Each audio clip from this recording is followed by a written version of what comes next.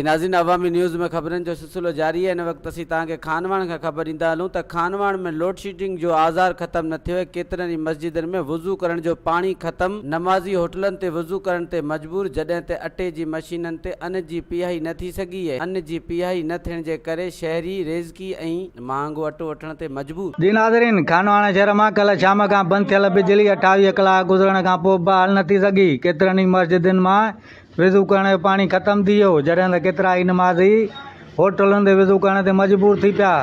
जॾहिं त कल शाम का बिजली न हुजण जे करे खानवाण शहर जे केतिरे ई अटे चकियुनि ते अन्न जी पिसाई न थी सघी। अन्न जी पिसाई न थियण जे करे केतिरा ई शहरी रेज़की ऐं महांगो अटो वठण ते मजबूर थी पिया।